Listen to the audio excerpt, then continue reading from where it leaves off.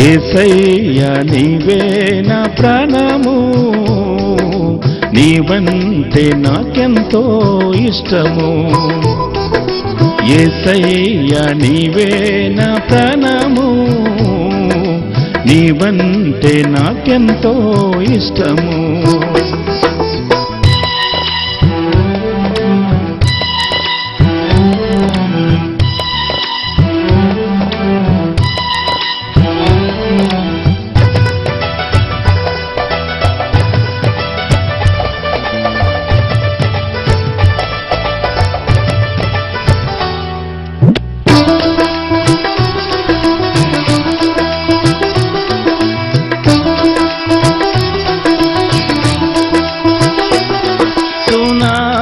రాని సుడిగుండాలే రాని, కష్టాలే రాని, తీరని నష్టాలే రాని,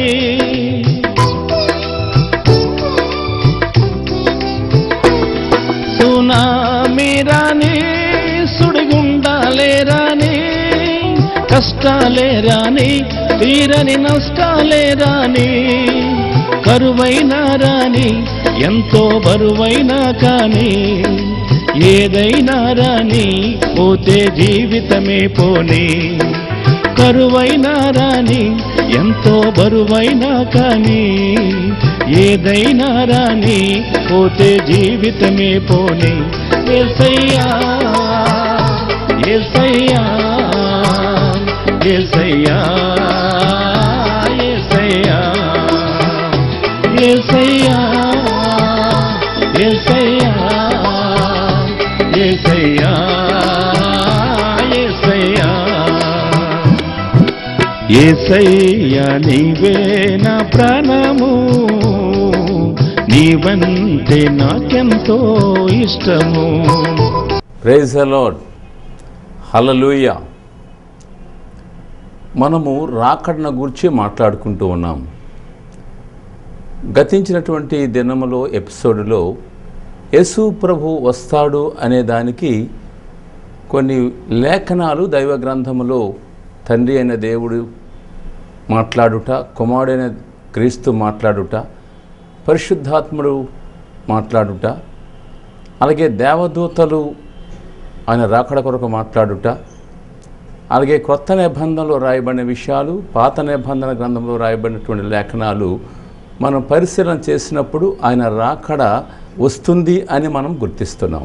ఈ సమయమందు ఆయన రాకడ వచ్చేటప్పుడు ఆయన రాకడ ఎలా వస్తుంది, దానికి గుర్తులేంటి అనే విషయాలు మనం ఆలోచన చేద్దాం.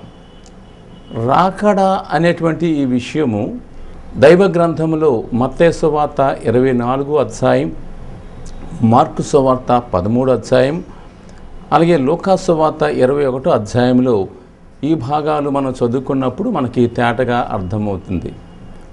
అయితే రాకడ అనేది యేసు ప్రభువుని గురించి మనం చెప్పబడినప్పుడు ఆయన వస్తానని చెప్పిన దేవుడు లేఖనాలను బట్టి ఆయన వచ్చాడు, మానవాళి కొరకు ప్రాణమిచ్చి మరణించాడు, ఆయన రక్షణ పాపి కొరకై అనుగ్రహించి అతడు వెళ్ళిపోయినాడు. అయితే వెళ్ళిపోయినటువంటి యేసయ్య తిరిగి మళ్ళీ రానై ఉన్నాడు అని మనము ధ్యానము చేస్తున్నాం. యేసు ప్రభు ఆయన గతములో వచ్చిన నీ కొరకు నా కొరకు మానవాళి కొరకు వచ్చాడు. అయితే ఇప్పుడు వచ్చినా కూడా మన కొరకే వస్తున్నాడు, మానవాళి మేలు కొరకై వస్తున్నాడు. మన కన్నీటిని తొడవటానికి, మన కష్టాలను కడతీర్చడానికి, మన జీవితంలో ఎంతో నలుగుడు, దుఃఖము, వ్యాధి, బాధ, దీనత్వము, ఎన్నో సంకటాలు, రుగ్మతలు, వాటన్నిటినీ కూడా విడిపించడానికి, మనం ప్రత్యేకించడానికి, తన యొక్క ప్రేమలో మనలను భద్రపరిచి తన ఉన్న చోట మనల్ని ఉంచడానికి ఆయన వస్తున్నాడు. యేసు ప్రభు వచ్చినప్పుడు మొదటిసారిగా గొర్రె పిల్ల వలె వచ్చాడు, కొదమ సింహం వలె రాబోతున్నాడు.